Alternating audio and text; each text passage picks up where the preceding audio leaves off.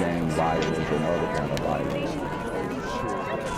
Get away! I could be at work, at school, in my car, and I can still get shot by the police. But I can get shot anywhere. So it is what it is.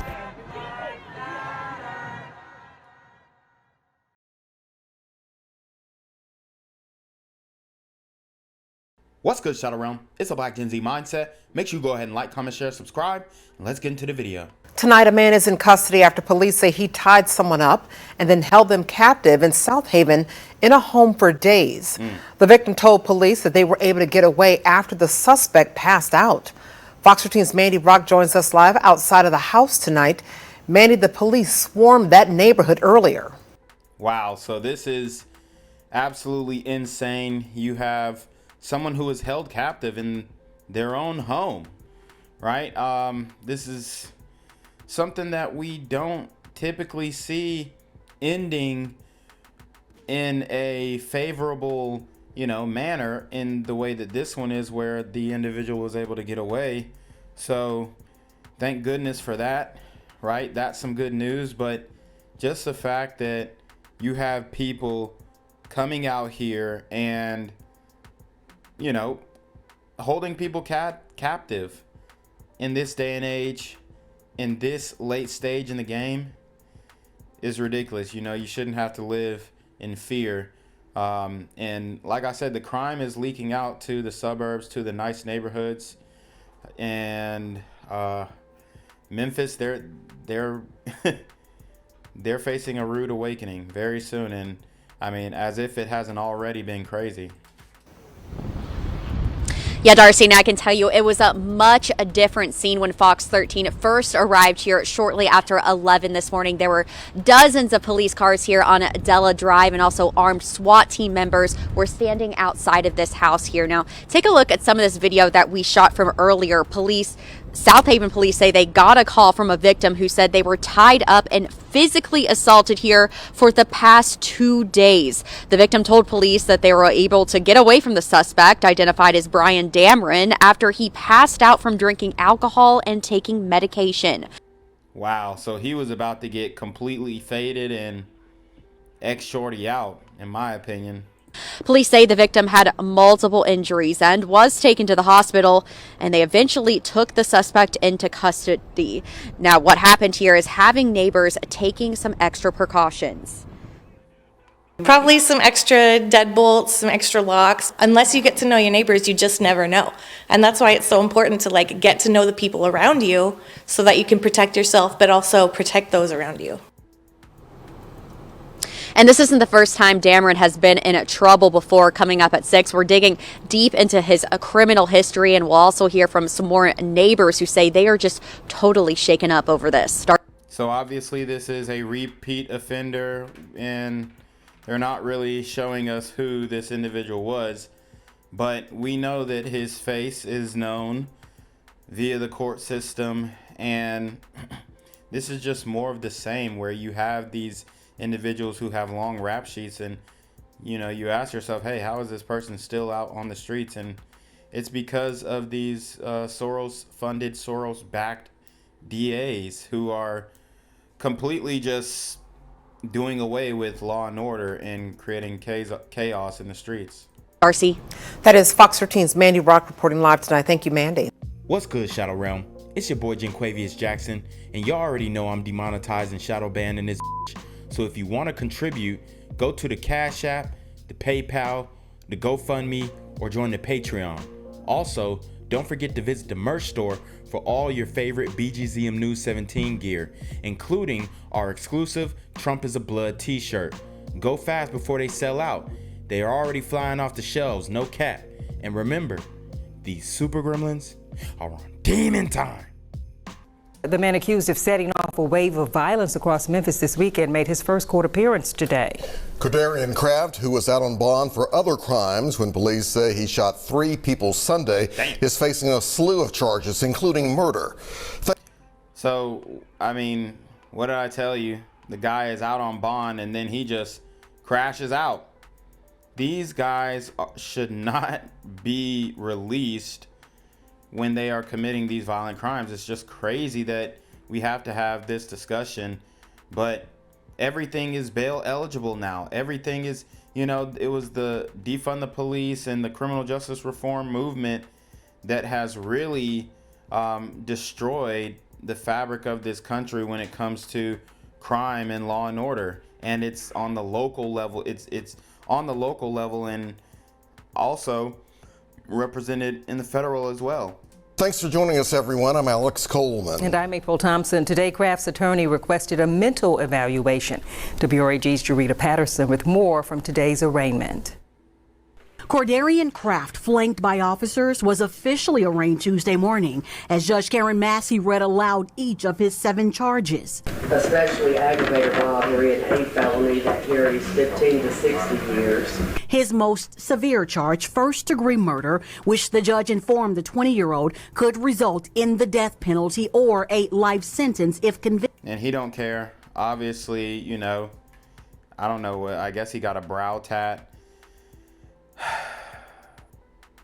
You know, it's a whole generation of guys who are getting face tats, and I think it's a huge mistake, but it has been normalized by the rappers, and you know, it's just wild how the trends in hip hop mainly have created and raised a whole generation.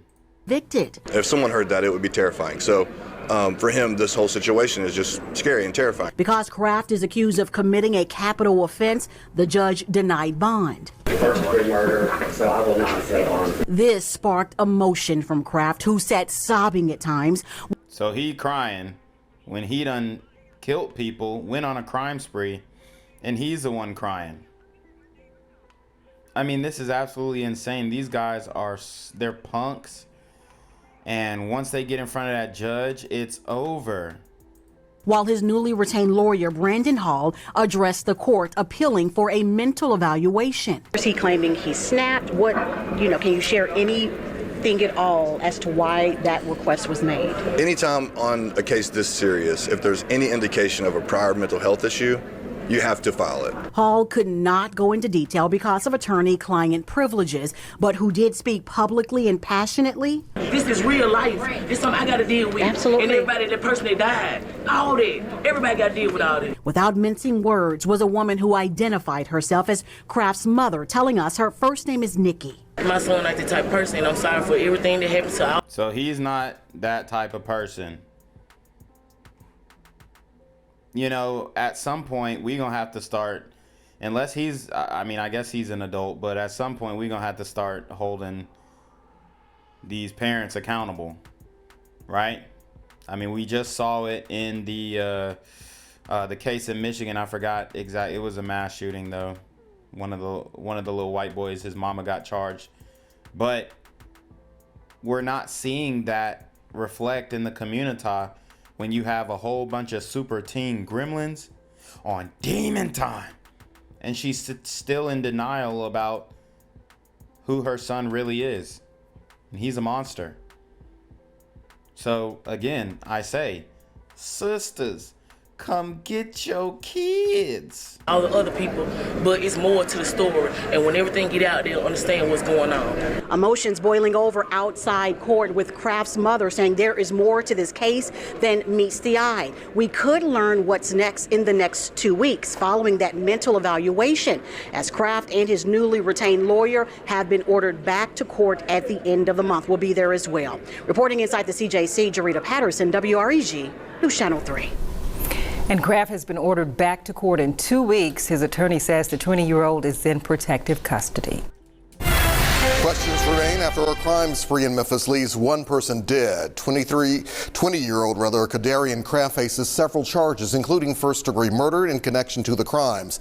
And this afternoon, his bond has been revoked. WREG's Kwamitra Wilborn breaks down his charges. First-degree murder, especially aggravated robbery, carjacking, aggravated child abuse, and evading arrest. Damn. Child abuse. I mean, this dude is a bad guy. And you heard his mama yipping and yapping, trying to defend him. But we all know that this is who he really is. All of us know that. But yet you will have these single mothers trying to defend these demon seeds that they're raising. And you could just tell by her demeanor she was a bad mom. You could just tell. And a lot of people don't like hearing that because, you know, especially a lot of these women, they see themselves in these people. And, you know, they have kids who have gone off the rails, if you will. But you can't defend this type of behavior. You just can't do it. Yet we have single mothers all over the country defending these super gremlins on demon time. Those are 20-year-old Courdarion Craft's charges in connection to Sunday's crime spree that left one person dead. According to a bond recommendation from the MPD Homicide Bureau, detectives say Craft didn't know the victims and was motivated by greed. They are recommending a bond of $1 billion. Damn. Newly released court documents say the events started shortly after 10 a.m. at a church on East Shelby Drive. Police say a man carjacked a woman and her children at gunpoint and allegedly threatened to kill the mother if she called police. Shortly after, the suspect reportedly drove to Zaza's Smoke and Vape Shop, also on East Shelby Drive. Wow. Police say surveillance video shows him arriving at the store in the vehicle he stole from the woman. Wow. And you see he got that stick on him. He's about to slide and hit a lick on the vape store. These dudes literally think they're living some type of GTA fantasy. It's absolutely insane. Craft is charged with shooting and killing an employee and taking an AK-style firearm from behind the counter along with tobacco-related merchandise and money. Family members say the victim is 18-year-old Faraz Shihab. And what a lot of people don't realize is that a lot of these vape stores are owned by Indian families. So, you know, these guys, they are second generation, third generation, you know, immigrants who have become citizens, worked hard, and, you know, they're being targeted by these super gremlins on demon time. You know, it's really sad because, you know, our country is supposed to be about a place of opportunity, and when you have people who are doing it the right way, whether you agree with vape stores or not, or smoking, they're running a legal business, and, you know, one of their family members were killed, unfortunately, in this situation, trying to run a business in the hood, essentially. So we talk about food deserts and these business deserts and lack of opportunity and employment. And this is why, because y'all are killing the people who run the businesses, and then you expect them to stay after you just killed their son, after you just killed their father, after you just killed their uncle, their cousin. You expect these businesses to stay, and if they don't stay, they're racist, when in all actuality, they're just looking for a safe place to operate. So, RIP to this young man. Definitely didn't deserve it. And, you know, if we want economic opportunities to continue to try their hand in the community, then something's got to give. Whether that be trying to work more closely with the police, stop voting for people who are going to put people in positions of power to, you know, essentially increase the crime instead of decreasing it. Get these woke city councils out of the way. These are a lot of the guys who are passing these types of legislation, the woke city councils. You know, we got a lot of cleaning up to do in this country, and a once great city in Memphis has become a war zone and doesn't look like it's slowing down anytime soon. Memphis police say Kraft then abandoned the stolen vehicle at a shopping center on South Perkins Road and got into another vehicle. It's not clear who that vehicle belongs to, but officers eventually located Kraft in that vehicle and chased him to this house on Winfield Road. That's where police say he bailed out of the vehicle and ran away. People living in this neighborhood say officers finally captured the suspect in someone's yard, and then they say officers brought the suspect to the intersection of Crimson and Haleville, and that's where he was placed in the back of a squad car. They just had a mess over here, y'all. This man says he saw police searching for evidence. But when it was all said and done, they searched the car around there and got the assault rifle and backpack out of the car. MPD says Kraft admitted to carjacking the woman and shooting Perez. Well, case closed. He admitted to it. It is what it is. So I guess your baby is like that.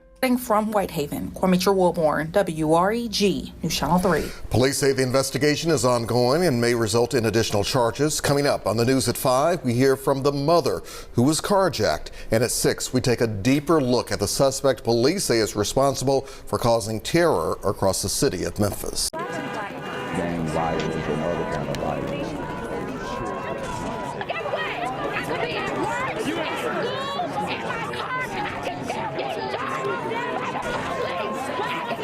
Anyway.